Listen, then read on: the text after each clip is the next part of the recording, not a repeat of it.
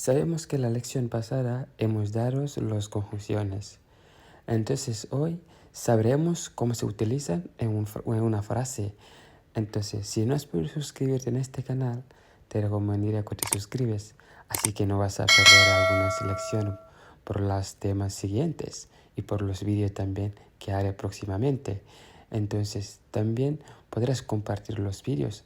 Entonces, comparte y dar un like. También no olvides dirnos en los comentarios qué te gustaría por los próximos lecciones.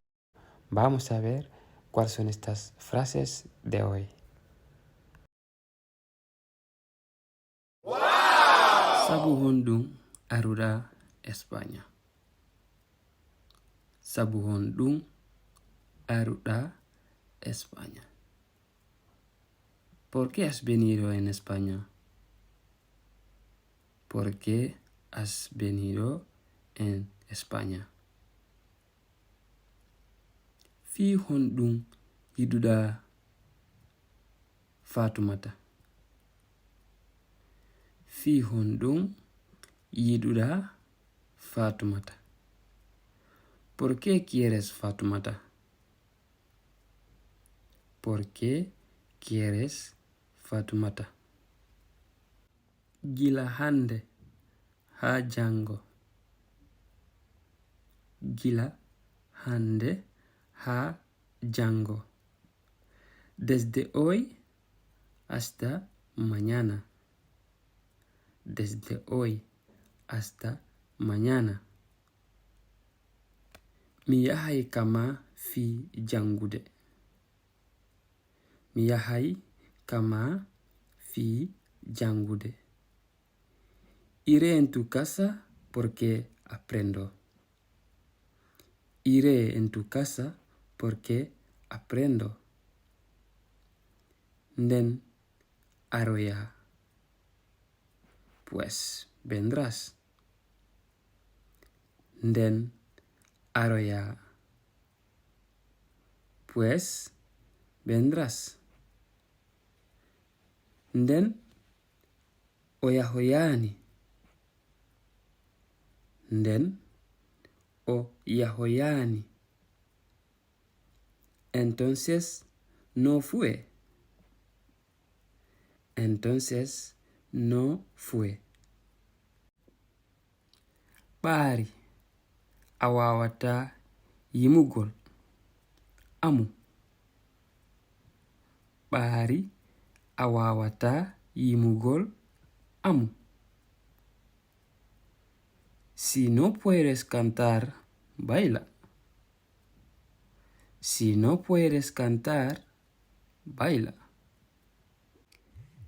Rewɗo kono waɗa doyi. Rewɗo kono waɗa doyi. Pasa aquí, pero cuidado. Pasa aquí, pero cuidado.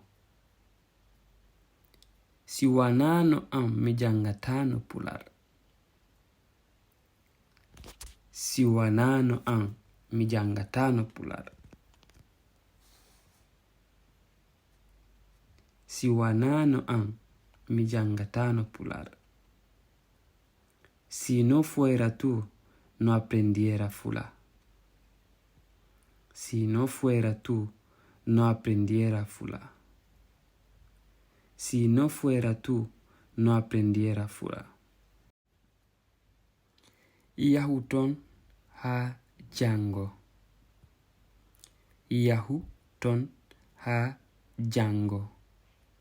Vete ahí hasta mañana. Vete ahí hasta mañana. Ku bailo e Suley. Es bailo con Suley. Es bailo e Suley. Es bailo con Suley. Komin e modi an. Komin e modi an. Con mi marido yo. con mi marido y yo. Wano hande e jango. Wano hande e jango. Como hoy y mañana. Como hoy y mañana. Hay waktu goto. Hay waktu goto. Ni un minuto. Ni un minuto.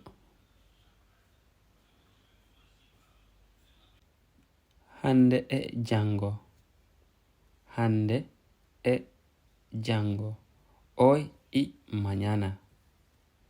Hoy y mañana. Si dum yauti ara. Después de eso, venga. Después de eso, venga. Do e hande mi gollata. A partir de hoy no trabajo. Do e hande mi gollata. A partir de hoy no trabajo. A partir de hoy no trabajo.